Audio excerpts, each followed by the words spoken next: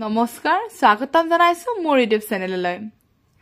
আজিৰ ভিডিঅ'ৰ বিষয়বস্তু প্ৰথম মান শ্ৰেণীৰ অসমীয়া অৰ্থাৎ জংকাৰ পাঠ্যপুথিখনৰ অধ্যায় 2ৰ অন্তৰ্গত পাঠ 2 কন্তক্ৰমৰ বুদ্ধি পাঠটিৰ পঢ়াই দিয়াৰ লগতে ইয়াৰে প্ৰশ্ন উত্তৰসমূহ আলোচনা যদি এই ভিডিঅ'টো চাই ভাল লাগে তেন্তে লাইক কমেন্ট শেয়াৰ কৰিব আৰু যদি মোৰ চেনেলটোলৈ নতুনকৈ আহিছে তেতিয়াহলে সাবস্ক্ৰাইব কৰিবলৈ নাপাহৰিব তেন্তে পলম নকৰি ভিডিঅ'টো আৰম্ভ কৰো কন্তক্ৰমৰ বুদ্ধি এখন হাবিত এটা কেটেলা পহু আছিল তাৰ নাম আছিল কন্তক্ৰাম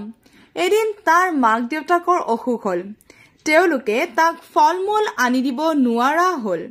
হে মাকে কলে হাবিৰ হিমুৰে এজোপা নাচপতি গছ আছে তাৰে কেটামান খাই আগৈ যা মাকৰ কথামতে হি নাচপতি খাবলৈ গল হি তলহৰা নাচপতি খাবলৈ লতে তাৰ মাক দেউতাকলৈ মনত পৰিল হি এটা বুদ্ধি পাঙিলে হি তলহৰা নাচপতি কেটামান এঠাইত গুটালে এইবাৰ হি নিজৰ কাইট কেডাল থিয় কৰি ললে 1 2 3 বুলি হি উলুটা খৰ মাৰিলে চাৰিটা নাচপতি তাৰ কাইটত হালি ধৰিলে কেটা লৈ হি কেকো জেকো কৈ ঘৰলৈ গল মাক দেউতাক আৰু হি নাচপতি কেটা ভগাই খালে মাকে কলে আমাৰ কন্তক্ৰমৰ কাইটবোৰহে কোমল বুদ্ধিটো হলে বৰ চোকা যে আমি কন্তক্ৰমৰ বুদ্ধি পাঠটোত থকা ক্ৰিয়াকলাপখিনি আলোচনা কৰিম কথা পাতো আহা ক কেটেলা পহুটোৰ নাম কি আছিল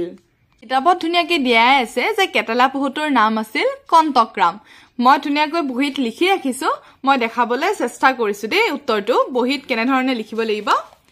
এই ধৰণে ধুনিয়াকৈ লিখিলে হল কেটেলা পহুটোৰ নাম আছিল কন্তক্ৰাম তাৰপিছত আমাক দ্বিতীয় প্ৰশ্নটো দিছিলে তাক মাকে কি খাবলৈ কৈছিল তাক মাকে কি খাবলৈ কৈছিল নাচপতি খাবলৈ কৈছিল হয়নে তো ইয়াৰে উত্তৰটো এনে ধৰণে লিখিব লাগিব তাক মাকে নাচপতি খাবলৈ কৈছিল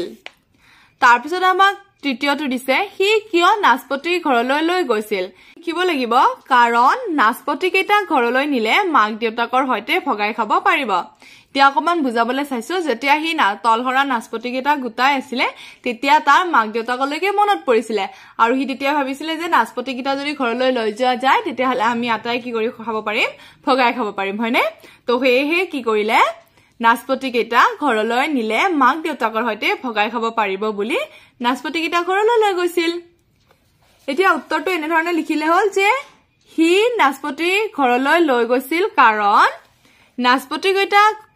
কেইটা ঘৰলৈ নিলে মাক দেউতাকৰ সৈতে ভগাই খাব পাৰিব তাৰপিছত আমাক দিছে কেটেলা পহুটোৱে নাচপতিবোৰ কেনেকৈ কঢ়িয়ালে কেটেলা পহুটোৱে নাচপতিসমূহ তাৰ কাইটৰ জৰিয়তে কঢ়িয়ালে ইয়াতে মই লিখি ৰাখিছো কেটেলা পহুটোৱে নাচপতিবোৰ তাৰ নিজৰ কাইটৰ জৰিয়তে কঢ়িয়ালে এতিয়া আটাইকেইটা প্ৰশ্নৰ উত্তৰ আকৌ এবাৰ কৈছো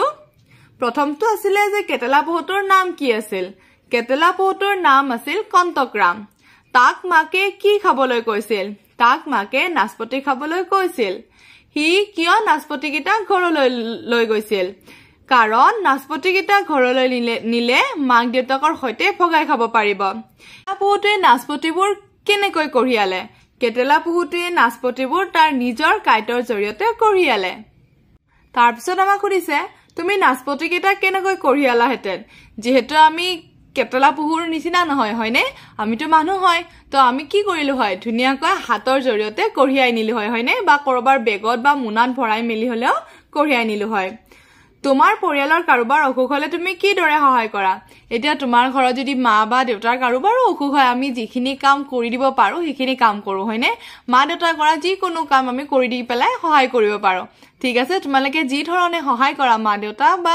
বা ভন্টি যোন আছে ঠিক আছে আটাইবোৰক যি ধৰণে সহায় কৰা সেইখিনি কথা ইয়াতে বিৱৰাই কলে হল এতিয়া আমি চাইছো নেক্সট পৃষ্ঠাত কি আছে অভিনয় কৰো আহা কন্তক্ৰাম আৰু মাকৰ কথা বতৰা এটো অকমান আমাক এক্টিং কৰা টাইপত দিছে ঠিক আছে মই অকমান পঢ়াই দিছো দেই মাক বুপাই হাবিৰ হিতুমুৰে এজোপা নাচপতি গছ আছে তাৰে দুটামান নাচপতি খাই আগৈ যা কন্তক্ৰাম কিন্তু তোমালোকে কি খাবা মাক আমাৰ গা ভাল পালে আমি খামগৈ এতিয়া তয়ে খাগৈ যা কন্তক্ৰামে ভাবিলে কন্তক্ৰাম এটা বাৰু মই নিজে খাম এটা দেউতালৈ মুখত লৈ যাম মায়ে কি খাব ৰ এটা বুদ্ধি কৰো তাৰ পিছত দিছে ক আহা এটো দেখিবলে আমি গমে পাইছো কি হয় নখ হয় এটো নহৰু হয় অৰ্থাৎ নৰে যোৱা এটো নদী হয় আৰু এটো ন বুলি কয় হয়নে আমি তাৰ পিছত ইয়াতে দিছে তলৰ শব্দজলত থকা ন আখৰত ঘেৰ দিও আহা এতিয়া যি কিটা ন শব্দ আছে ন আখৰ আছে আটাই কিটাতে এনেকে গোল চিন দি দিলে হৈ গল ঠিক আছে এটো ন এটো দন্তান্ন হয়নে দন্তান্ন এটো দন্তান্ন এই দুইটা দন্তান্ন এই দুইটা দন্তান্ন এই দুইটা দন্তান্ন হ'ব এতিয়া আমি নেক্সট পৃষ্ঠাত কি আছে চাইছো শুনি ক আহা ভমুৰাৰ গুণগুণ শুনা কাণ পাতি কিনকিনিয়া বৰষুণ লৈ আনা ছাতি আৰু ওপৰত দিয়া যি পদ্য ফাকি আছে তাত কি হৈছে মূৰ্ধন্য ন শব্দবোৰত ঘেৰ দি অহা কৈছে অৰ্থাৎ যিখিনি মূৰ্ধন্য ন আছে এইটো হয় হয়নে এইটো হয় এই গুটেই কিটাত কি দিব দিছে এনেকে গোল চিন দিবলে দিছে হ'ব তাৰ পিছত আমাক কি দিছে শব্দৰ হৈতে ছবিবোৰ আস্তানি মিলাও আহা অৰ্থাৎ যিবিলাক শব্দ যত মিলে আমাক কবলে মানে মিলাব দিছে এটো নহৰু নহৰুত মিলাইছো এটো পান হয় পানত মিলাইছো এটো কান হয় কানত মিলাইছো হয়নে কানখনত মিলাইছো এয়া নাও হয় নাও শব্দটোত মিলাইছো এয়া বিনা হয় বিনা শব্দটোত মিলাইছো এখানে ধুনিয়াকৈ মিলোৱা হৈছে এতিয়া আমাক কি দিছে লিখু আহা অৰ্থাৎ এই দন্তান্ন আৰু মূৰ্ধন্য ইয়াতে লিখিবলৈ দিছে এতিয়া দিছে কোনটো কাৰ পৰিয়াল আস্তানি মিলাও আহা এটো হৈছে কি গৰুৰ পোৱালি হয়নে তো এটো কি হ'ব গৰুৰ পৰিয়াল তাৰ পিছত এয়া হৈছে ছাগলীৰ পোৱালি এয়া হৈছে ছাগলীৰ পৰিয়াল অৰ্থাৎ এটো ছাগলী আৰু এয়া ছাগলীৰ পৰিয়াল হ'ব এয়া হৈছে মুৰ্গী আৰু এয়া হৈছে মুৰ্গীৰ পৰিয়াল এটো হৈছে কুকুৰ আৰু এয়া হৈছে কুকুৰৰ পৰিয়াল অৰ্থাৎ কুকুৰৰ পোৱালি ঠিক আছে এয়া গৰুৰ পোৱালি অৰ্থাৎ গৰুৰ পৰিয়াল এয়া ছাগলীৰ পোৱালি ছাগলীৰ পৰিয়াল এয়া মুৰ্গীৰ পোৱালি মুৰ্গীৰ পৰিয়াল আৰু এয়া কুকুৰৰ পোৱালি কুকুৰৰ পৰিয়াল আটাইবোৰ ধুনিয়া কৰি মিলোৱা আছে তাৰ পিছত ইয়াতে কি দিছে হাতৰ ভাঙি ক আহা কানত ধৰি নাকত বহে যি কোৱাচোন কোৱা হেতুনো কি ইয়াতে ধুনিয়াকে আঁকাই আছে চশমা এতিয়া দিছে ধ্বনিৰ মিল থকা শব্দ ক আহা ককা পকা চকা টকা মকা জকা কান মান আন জান প্ৰাণ ধান তাৰ পিছত দিছে ক আহা একাৰ আছে দেই ইয়াৰে আটাইকেইটাতে বেল বেঙেনা কেৰেলা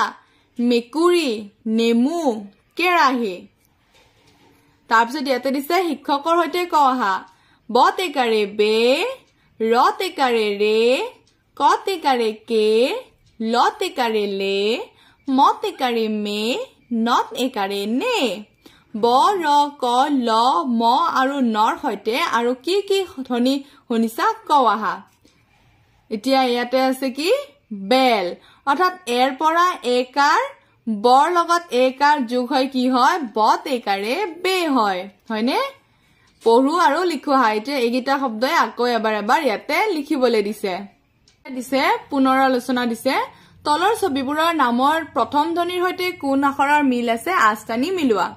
এতিয়া এটো হৈছে অমৰা তো ইয়াতে কোনটোৰ লগত মিলিব অৰ লগত মিলিব হয়নে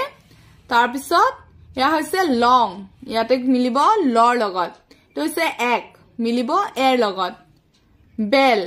বেৰ লগত নখ নৰ লগত তাৰ পিছত এয়া হৈছে লতা ইয়াতে মিলিব লৰ লগত এয়া হৈছে নহৰু মিলিব নৰ লগত বেঙেনা বে এৰাপাত এৰ লগত মিলিছে আৰু এটো হৈছে অমিতা এটো অমিতা অৰ লগত মিলিছে বাকস্তুৰ পৰা সঠিক আখৰ লৈ ছবিৰ নাম পূৰ কৰো আহা কে নে বে মে আমাক দিয়া আছে এতিয়া ইয়াতে এটো হ'ব বেল এটো হৈছে কেৰাহী এটো হৈছে মেকুৰী আৰু এটো হৈছে নেমু তাৰ পিছত দিছে তুমি ঘৰত কি কি কাম কৰা শুদ্ধ চিন দিয়া তুমি ঘৰত ব্ৰাছো কৰা তুমি ঘৰত গাও ধোৱা আৰু তুমি ঘৰত অকমান কাপোৰ ধোৱা তো এইখিনি কি আমি গোটেই কিটা কাম কৰো একাৰণে ইয়াতে ৰাইট চিন দিয়া হৈছে হয়নে তাৰ পিছত ইয়াতে ধুনিয়া কৈ দিছে তোমাৰ লগতে তোমাৰ পৰিয়ালৰ ব্যক্তিসকলৰ নাম কোৱা মোৰ নাম তোমাৰ যিটো নাম হয় ইয়াতে লিখিবা মোৰ দেউতাৰ নাম তোমাৰ দেউতাৰ নাম যিটো হয় ইয়াতে লিখিবা মোৰ মাৰ নাম ইয়াতে তোমাৰ মাৰ নাম লিখিবা মোৰ ভাইটি বা দাদাৰ নাম ইয়াতে কোনোবা যদি ভাইটি বা দাদা আছে তেতিয়াহলে লিখিবা মোৰ ভন্টি বা বাইদেউৰ নাম যদি ভন্টি বা বাইদেউ আছে কোনোবা তেতিয়াহলে ইয়াতে নামটো লিখিবা তাৰ পিছত ইয়াতে দিছে লিখা মোৰ নাম ইয়াতে নিজৰ নিজৰ নামবোৰ লিখিলে হল এইখিনি আছিল কণ্ঠক্ৰমৰ বুদ্ধি পাঠটিৰ আটাইবোৰ ক্ৰিয়াকলাপ তেন্তে আজিৰ কাৰণে থ্যাংক ইউ ফৰ ওয়াচিং